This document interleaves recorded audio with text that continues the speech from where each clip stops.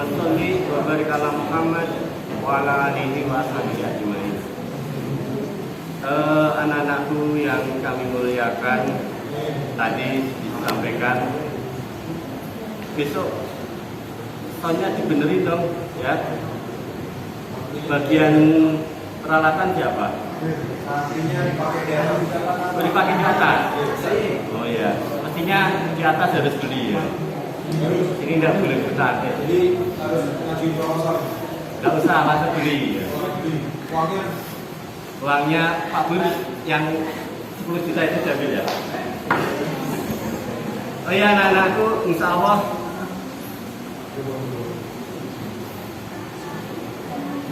setiap sholat, insya Allah kita tidak lama, hanya 10 menit ya, akan mengupas harapannya sedikit tapi netes.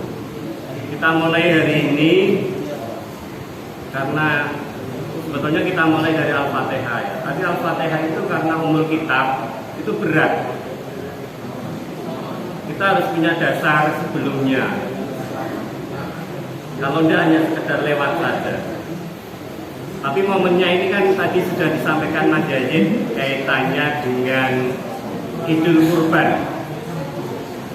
Oh ya anak-anakku, yang pertama tadi hukum mimpi terus jadikan perintah itu tidak berlaku pada orang awam ya. Jadi kalian ketika bermimpi terus jadikan itu sebagai perintah yang harus kalian lakukan, itu tidak tepat. Karena Nabi itu setan tidak bisa mengganggu. Oke ya, setan tidak bisa mengganggu seorang nabi. Tapi kita, mimpi kita itu terganggu. Kalian ketika sebelum tidur, belum sholat itu pasti kacau gitu ya. Karena pasti ada yang bisikin macam-macam. Atau ketika ada masalah, itu bermimpi. Maka tadi hukum mimpi menjadikan patokan itu tidak berlaku pada kita. Itu yang pertama. Terus Nabi Ibrahim itu bermimpi kok langsung dijalankan, itu ada sebab musababnya. Ada sebab musababnya. Yang pertama, Nabi Ibrahim teringat dulu sebelum punya anak, ya, Nabi Ibrahim itu pernah terlontar kalimat. Ada orang yang bertanya, wahai Ibrahim, setiap hari korban kamu kok korbannya banyak sekali, rumahnya ditakut. Ya. Kalau korban, kok korbannya banyak sekali, 100 ekor sapi, onta, ya. Bayangin, sapi saja satunya itu paling kecil itu 22 juta. Kemarin itu kita 22 juta. Kali 100, berarti piro Mas Joji? 2 miliar ya? 2 miliar, keren kan? Dia ditanya, wahai Ibrahim, kamu kok korbannya sebegitu banyak? Dia jawab begini, andai kan aku punya anak dan Allah perintahkan untuk menyembelih, maka akan aku laksanakan itu. Jadi maka ketika bermimpi dia teringat itu, ya, oh iya ini harus saya jalankan. Karena apa? Dia pernah terlontar itu, ya. Jadi orang-orang soleh, orang-orang beriman itu lesannya itu betul-betul terjaga. Tidak ada satu kalimat pun yang tidak terlakukan, ya. Jadi semua yang dia sampaikan itu harus dia laksanakan. Maka ketika mendengar itu. Yang kedua, perintah yang aneh dari Allah itu bukan sekali, berulang kali. Perintah aneh yang dari Allah adalah usia 60 tahun Nabi Ibrahim tidak punya anak, ya kan? Setelah punya anak, anaknya lahir, ibunya Ismail siapa? Siti Hajar, ya. Hajar itu budak, dari budak, bukan istri pertama. Istri pertanyaan siapa? Sarah. Ya. Sarah. Jadi lewat Hajarlah punya anak. Setelah Hajar punya anak, ya, Sarah hamil, punya anak namanya Ismail kan Hajar.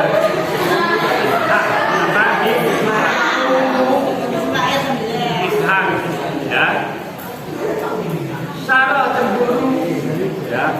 Terus minta agar Ismail dan ibunya disuruh pergi, dan Allah memerintahkan pergi, ya. Allah memerintahkan pergi.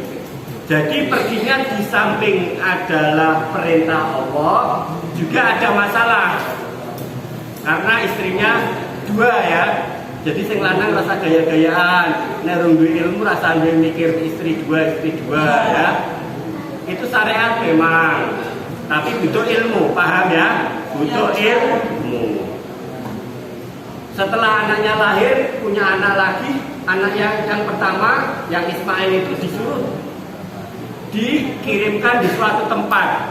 Tempatnya itu belantara, padang belantara, ada harimau, ada serigala, banyak ular, ya, ular di gurun pasir, seperti itu. Disuruh menempatkan. Tapi Nabi Ibrahim tidak sekali ini saja ditolong oleh Allah, maka dia percaya banget. Ya, ingat Ibrahim pernah dibakar, ya, pernah dibakar, tetapi dia masih hidup. Bakarnya tidak sekedar kayak bakar sate kalian. Kayunya itu padam setelah 1 bulan. Padam, jadi Nabi Ibrahim dibakar tidak sehari, sebulan lebih, tapi dingin terus sampai kayu. Bahkan panas kayunya itu salah satu lapangan itu panasnya masih terasa. Jadi nalar manusia itu panasnya ibaratnya besi aja sudah hancur, gitu ya. Besi jenis-jenis logam apapun hancur. Maka beliau tidak heran ketika Allah memerintahkan untuk ditinggal di suatu padang, dan di situ tidak ada pepohonan, tidak ada air, dan nodanya lagi ini. Tidak dititipi apapun, tidak ditinggali apapun. Tidak ditinggali, kalian tinggali ya, tinggali duit kan? Aku ayo, ditinggali duit, ditinggali istate, ya. Nabi Ibrahim diperintahkan agar ditinggal begitu saja. Hajar, istri yang soleh, hanya bertanya, wahai suamiku Ibrahim, apakah ini perintah Allah? Dijawab yes. Karena perintah Allah, maka jawabannya oke, gitu ya. Ditinggal. Dia ya juga tidak minta, atau dia tidak membuat argumen supaya Ibrahim tidak. Terus anak-anakku bayangin Nabi Ibrahim itu pertama kali itu tidak ada koncone. Kalian sih ono koncone ya. Ketika mengembangkan syariat Allah, mengembangkan agama Allah, dia itu dewean, eleng ya, dewean. Wong tuane yang tempat berlindung saja tidak mau melindungi. Jadi tidak ada konconya beberblas, tidak ada temannya sama sekali. Nabi Ibrahim, Nabi Musa seono Harun, ya kan? Nabi Musa seono Harun. Maka Nabi Ibrahim itu istimewa, disebut Khalilullah, kekasihnya Allah. Jadi semakin istimewa Nabi, semakin sengsara. Oke, semakin istimewanya Nabi, semakin sengsara. Tapi kesengsaraannya ini terukur. Ngopo kayak? Ini bapaknya mau. Oh ya, kamu sini. Saya suruh masangin video mas. Oh, jaga ini. Iya dong. Ada tahu? Izin. Ya. Kita lanjutin. Nabi Ibrahim dewean, tidak berteman. Ya. Tapi memang orang-orang hebat itu dewean, sendirian. Jadi kalian jangan menjadi ukuran ketika ada teman itu menjadi kendel berani ya. Anak-anak yang tawuran itu biasanya kendele ketika ono koncone, ditambah ketika minum ya. Tapi nek dhewean rawani, dhewean ndak berani. Dhewean, ayo gelem tinggi ndak berani. Beranine nek budak. Balik ke Nabi Ibrahim. Dia diperintahkan. Ya. Tapi perintahnya Allah itu biasanya bertahap. Antepe bertahap. Ya, ndak langsung jedek gitu ya, bertahap. Kita kuat satu tahapan, diberi tahapan berikutnya. Cobaan ini terlalui, berikutnya cobaan berat lagi. Maka kalau sekarang ini ya, kalian merasa berat, bayangin besok itu lebih berat lagi, gitu ya. Besok itu ketika kalian memegang tanggung jawab apapun lebih berat lagi. Kalian lulus kuliah, terus kalian dipercaya menjadi apa, berat lagi. Kalian mendapat beasiswa, harus setiap semester harus nilai sekian, berat lagi. Maka kalau sekarang ini berat, benar berat, tapi nanti akan mendapatkan lebih berat lagi. Nabi Ibrahim ketika menerima perintah itu, maka dia niatkan, ya, kuatkan niat, ya. Maka dia menyembelihnya, dia menyembelih. Tapi dia juga tidak memegang apa dalam artian gambling. Dia yakin anaknya beriman. Jadi tidak tiba-tiba Ismail itu ditawari itu. Dia sudah persiapkan dulu. Ya. Ismail sudah dididik lebih dahulu. Baru dia yakin insya Allah anakku nek ditawari mau gitu ya. Terus baru ditawari. Gitu. Aku diperintahkan oleh Allah untuk menyembelih engkau. Terus anak-anakku yang dimuliakan Allah, setiap mukjizat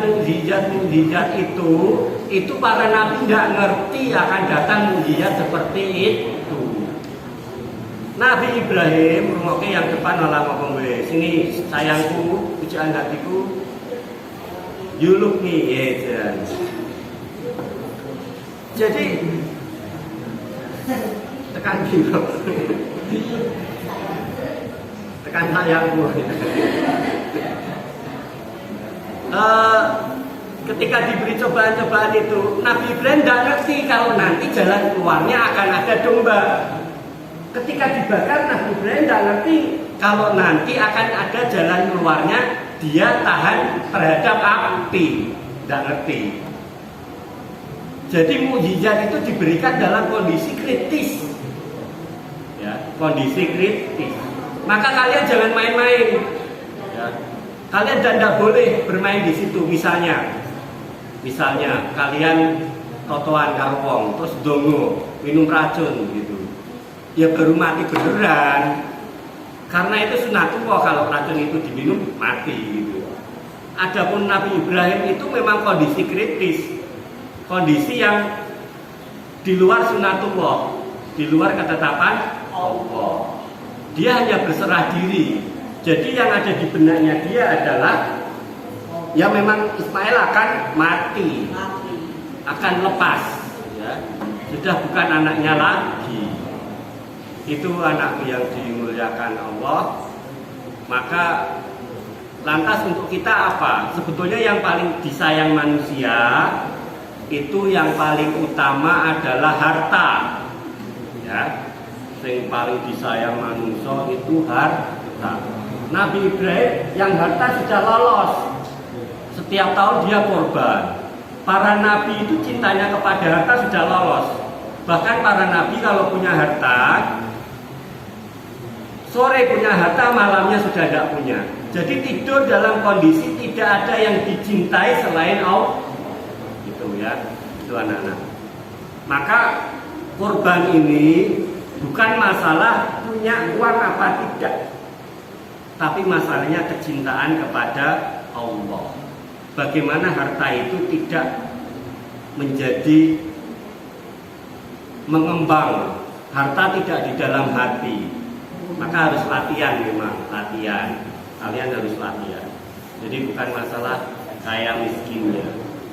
Berikutnya anak-anakku yang dimuliakan Allah, ketika kalian beramal soleh, itu jangan mikir ya, yakin saja bahwa Allah Maha Besar, Allah Maha mendengar, sami'un, alimun, basirun ya. Kita lakukan karena senang dengan Allah gitu ya. Maka itu kuncinya di situ.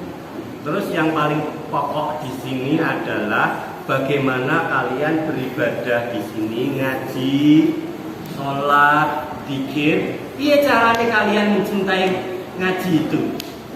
Piye caranya kalian ketika sholat bisa merasakan nikmat ketika sholat?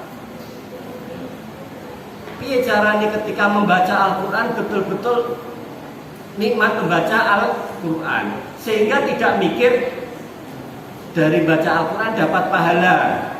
Benar, memang dapat pahala ya, tapi tidak mikir. Tidak mikirnya kenapa? Karena ketika membaca Al-Quran sendiri sudah nikmat.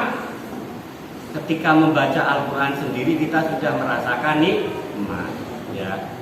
Terus anak-anakku pesan hari pertama adalah ya, kalau ada namanya Buya Hamka, dia penulis ya, penulis novel Tenggelamnya Kapal Van der Wijk atau Di Bawah Naungan Ka'bah. Itu karya-karyanya. Dulu zamannya Presiden Soekarno, dia difitnah kalau dia memberontak. Maka ada penulis lain yang disuruh memfitnah dia. Namanya siapa penulisnya, Ustadz? Saya kok lupa. Besok dilengi-lengi ya. Pram. Penulisnya itu yang memfitnah Hamka. Pram.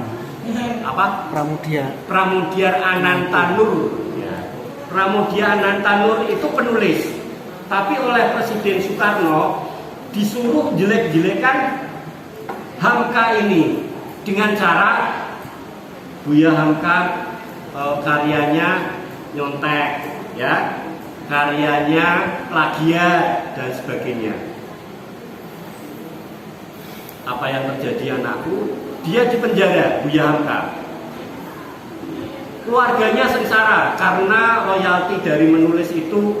Semua toko yang menyebar bukunya digerebek, buku-bukunya disita, sampai anaknya kelaparan. 5 tahun di penjara, ya 5 tahun di penjara. Terus setelah dia di penjara, ada 2 kejadian. Yang pertama, tiba-tiba ada seorang wanita membawa mu'alaf, ya, membawa mu'alaf. Dia mengatakan, aku anaknya Pramudia Anantanur, sahabatnya dia, yang memfitnah dia. Aku diperintahkan bapakku membawa ini calon suamiku untuk belajar Islam kepada Buya Hamka. Nah ini. Jadi seorang yang memfitnah itu sampai-sampainya, ya, awalnya memfitnah malah mempercayakan menantunya untuk belajar Islam. Jadi dia membalas fitnah dengan penuh kesabaran. Terus ketika 5 tahun di penjara, apa hasilnya anak-anak? Tahu nggak hasilnya? Siapa ada yang tahu? Karyanya dia yang fenomenal. Tafsir. Pintar sekali. Tafsir Al-Azhar. Sehingga apa? Dia mendapat gelar profesor dari Al-Azhar.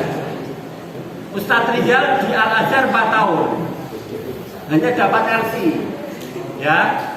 Tetapi ini tidak pernah ke Al-Azhar, dapat gelar profesor, keren ya. Terus ya balik. Jadi yang memfitnah itu malah ngekon anaknya untuk belajar agama. Berikutnya, tahun 70 Presiden Soekarno mati. Ada 2 utusan menghadap Buya Hamka. Wahai Buya, aku mau menjalankan amanahnya Presiden Soekarno. Apa amanahnya? Amanahnya adalah engkau diminta menjadi imam sholat karena beliau sekarang meninggal. Keren ya. Itu anak-anak, keren sekali. Difitnah 5 tahun di penjara, orang-orang yang memfitnah dia malah tunduk. Termasuk Soekarno malah meminta dia untuk apa? Untuk mensolati kalau dia mati, ya. Dan akhirnya kesampaian. Maka segera itu Buya Hamka menuju tempat penjara. Jadi Presiden Soekarno itu di penjara, di rumah penjara. Di rumah penjara. Di rumah penjara yang memenjara adalah Soeharto. Itu anak-anak.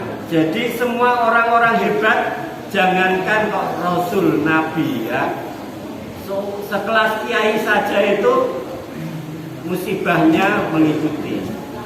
Bedanya kalian dengan S1 itu bedanya satu.